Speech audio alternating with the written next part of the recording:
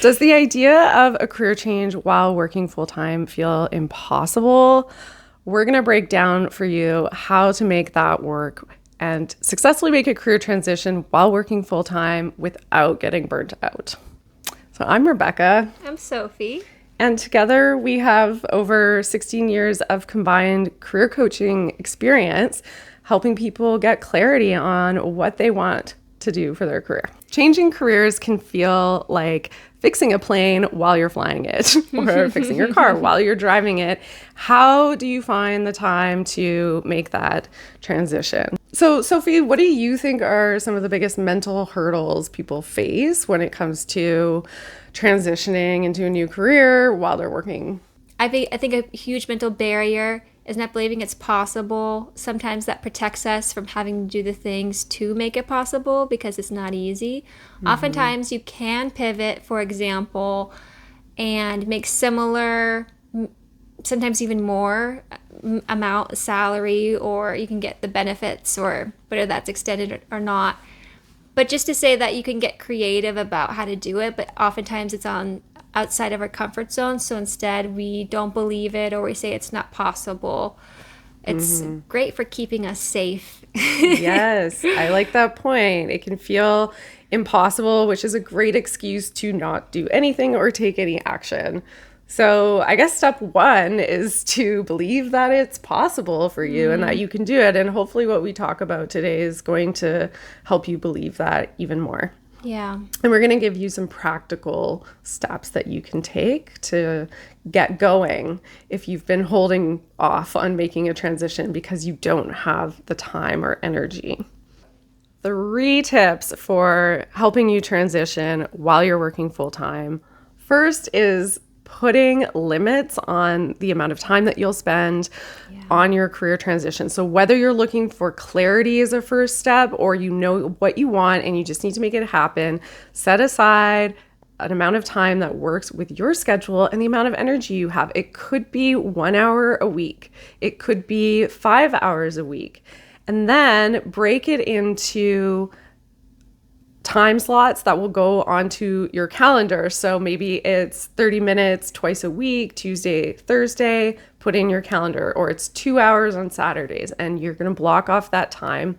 I mean, what do you think is a good amount of time? Is there a rule of thumb around how much time you need to set aside for a career transition? Yeah, sometimes I ask my clients, what hours of the day give you more hours? As in, when are you most productive? When are you least? Because you can get more out of 9 a.m. if you're a morning person, or 7 a.m. for real morning people. But if you're like an early evening type like me, then you'll get more out of 6 p.m. or actually 11 a.m. is my sweet spot. That's such a good point. So thinking about how many hours or how much time, and then what hours and when those will be.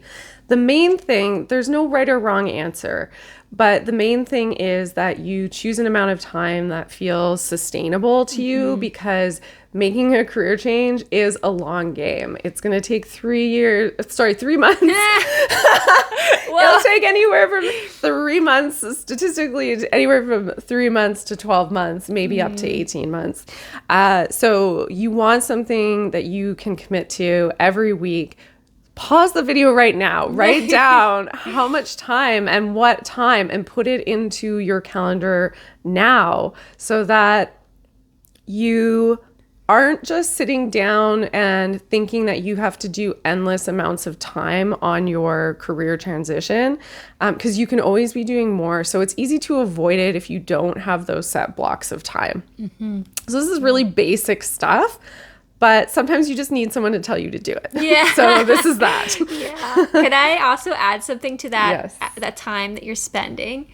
Okay, so depending on what you're doing, I think it's probably most likely that you should just follow this rule, that but working on your career doesn't mean going to job boards, looking at job boards, getting depressed or discouraged or whatever. It's more than just going to job boards and looking for jobs over and over and over again. That's something I see people think it's productive, but it's actually just a dopamine hit that doesn't get most people anywhere. But I think in most instances, the job search, just going to a job board, spending your time there is not very fruitful for most of my clients. Oh, absolutely. It's so depressing and discouraging for everyone, it seems.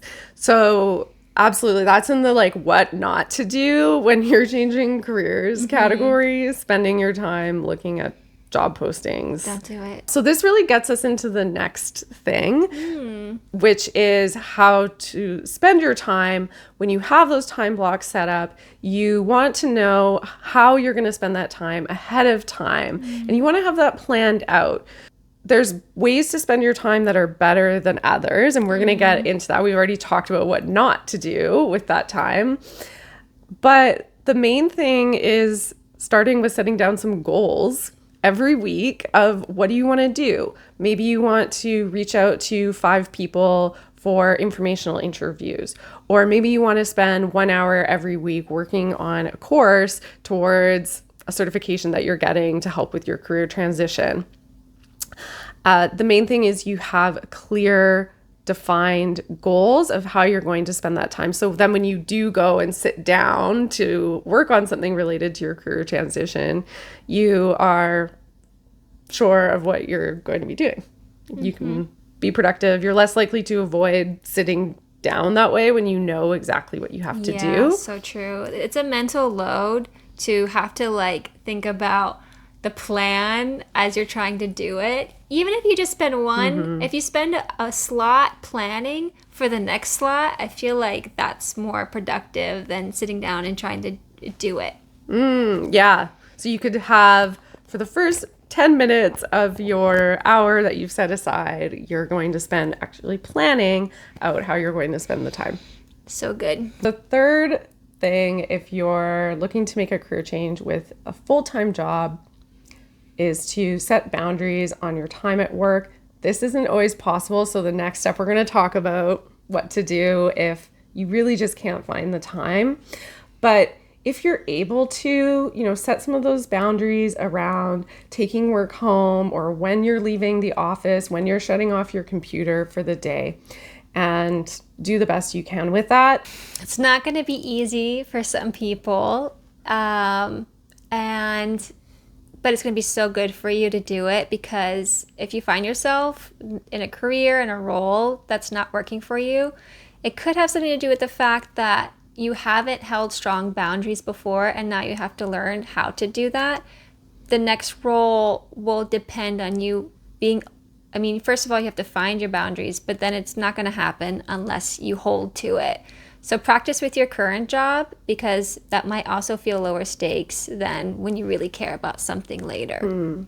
Yes. Treat it as practice. Yeah. Experiment. I like that. And lastly, if you just simply aren't able to find the energy you need, which happens, then something to consider is getting a quote unquote in the meantime job or bridge job to hold you over while you are navigating and finding that more ideal thing for your career longer term. So don't be afraid to take a little bit of risk here and commit to something like that and quit your job, find an in the meantime job. It just needs to meet the bare minimum of your income so you can get by and not have that financial pressure. Do this. I would normally suggest, depending on the situation, doing this over just quitting and living off your savings because of the amount of stress and pressure that can put on a person. Yeah. So having an in the meantime job, I have some examples. Do you have any examples of clients who've gotten in the meantime jobs while they transition? I create a distinction between the bridge job and the bread on the table job. Bridge job is like, it's building that trajectory in the direction you want to go. Bread on the table job might not, likely doesn't. It's literally just bread on the table. So I have had some clients with serving experience, and that is such a great skill to have, because you can just go, it's I guess depending on the economy, oftentimes you can get a job, work when you need to work. It's very flexible. It's almost like being kind of a freelancer, which I recommend that most people these days start thinking about having some freelance skills, because we're heading into a different economy. A topic for a later time. I've had a client go back to work that she'd done in the past that she just didn't like, which was management consulting, to support her on a contract basis. So it wasn't full time, to get by while she looked for something else. So the main thing is that you, with your in the meantime job, you have something where it gives you that time and energy to achieve the longer term goal of your career transition. So balancing a career change with your full-time job is definitely not easy, but hopefully you got some strategies from this video today to set aside predetermined chunks of time, set goals for how you're going to spend that time, set better boundaries at work if you can. And if you can't and you really just can't do it while you're in your full-time job, consider getting an in the meantime job. So it's totally possible. We've helped clients navigate career changes who are full-time employed. We see it all the time. So know and believe that it's possible for you as well. Thanks so much for watching. And if you know someone who's struggling to navigate a career change while working full-time, why not share this video with them? Talk soon. Talk soon. Bye. Bye.